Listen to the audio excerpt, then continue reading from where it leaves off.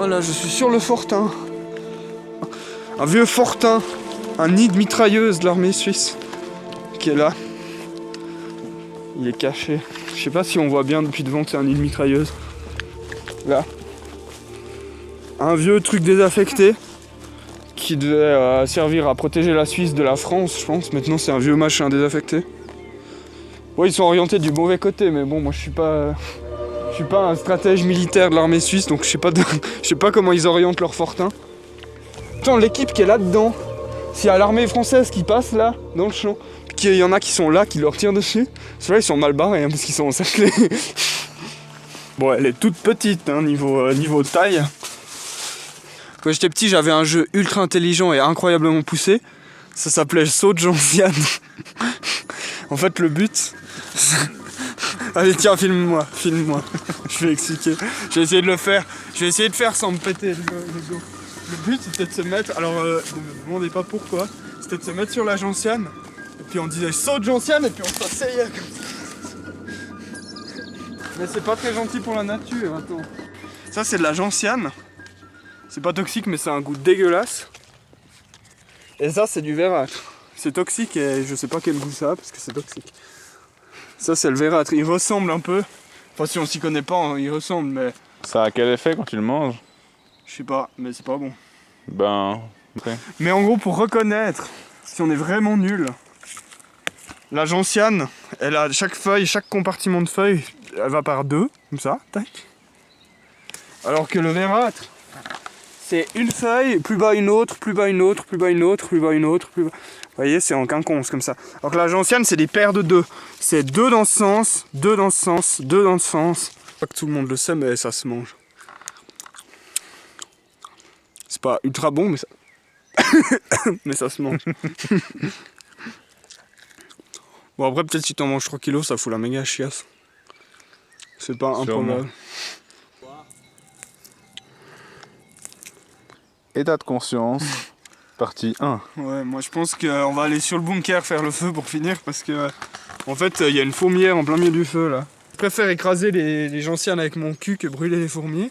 J'ai plus de problèmes à faire de mal à une espèce qui me ressemble qu'à une espèce qui me ressemble pas.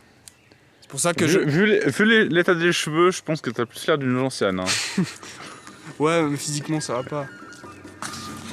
Y'a pas une chanson de pèlerinage? Petit bois que je me suis emmerdé à faire en petit bois. Exact.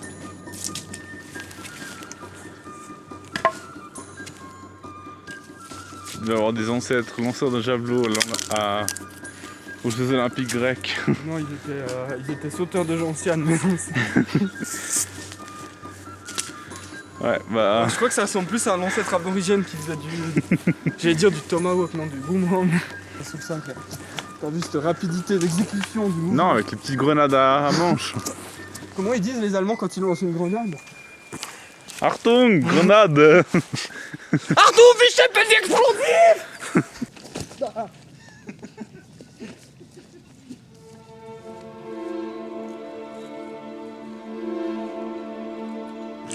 J'ai été trop méchant avec les plantes pendant cette vidéo. Alors s'il y a une plante ou un légume qui regarde la vidéo, bah je m'excuse. J'ai encore des bouts de sapin qui sont dans la gorge. Attention, test d'allumage d'allumettes par une main.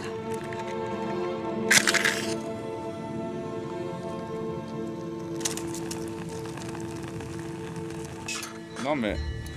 me filme pas en train de faire des connes. Là oui, on t'a pas vu. Il a fait la vache. Dans chacune de tes vidéos, il y a que moi qu'on filme en train de faire des conneries. C'est pas vrai, moi je fais tout le temps de la merde. Mais toi c'est habituel. Regarde, là cette fois on dirait que c'est toi qui t'occupes du feu. Alors qu'en fait tu fais semblant. J'espère qu'elles vont aller péter ta voiture. Tu sais, elles ont des cloches de guerre. Elles s'en servent pour détruire les carrosseries. À chaque fois que je vais pique-niquer avec toi, je me retrouve avec une cuillère dans la main. C'est une sorte de phénomène. Il y a presque une forme de constance dans... Faudrait étudier cette corrélation. Du coup, c'est la cuillère qui me fait venir pique-niquer. Attends, on dirait un ovni. Attends, si je mets ma main hors champ, regarde. Comment on peut faire?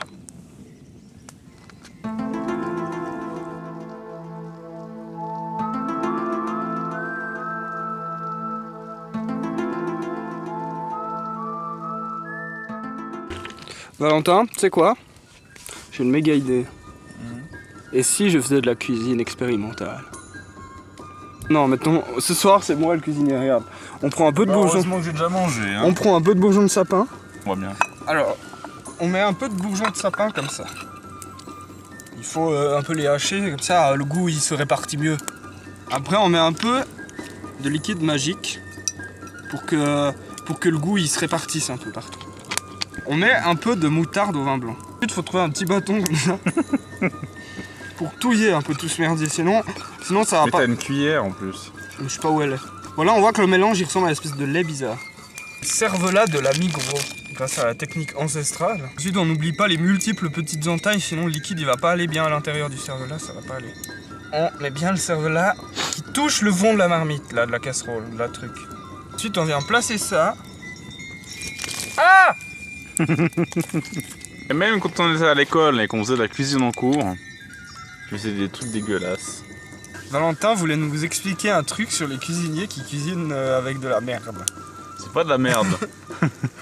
C'est Avec du bousson. bah, comme ce qu'il vient de faire François. File. Il y a un gaillard qui... Passe la lampe. La lampe.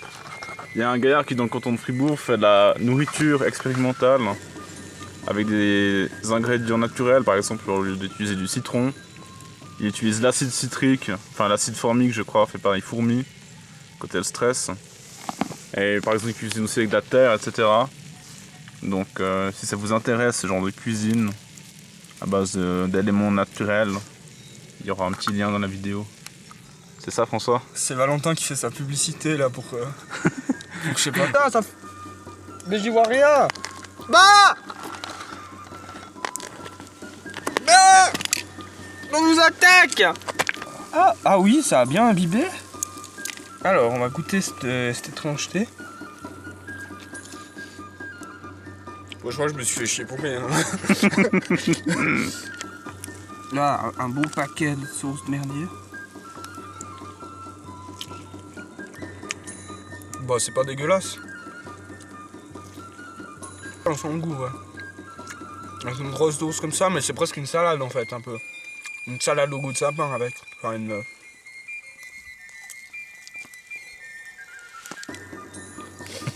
Tu mais ce cochon, ce cuisinier. Bon, c'est Valentin qui a trouvé le goût que ça avait, parce que pour moi, ça avait clairement le goût de sapin. Bah, pour Valentin, ça a le goût de choucroute. En même temps, moi, je mange plus de bourgeons de sapin que de choucroute, alors pour moi, évidemment, ça fait plus penser au sapin. Mais ça a l'acidité de la choucroute.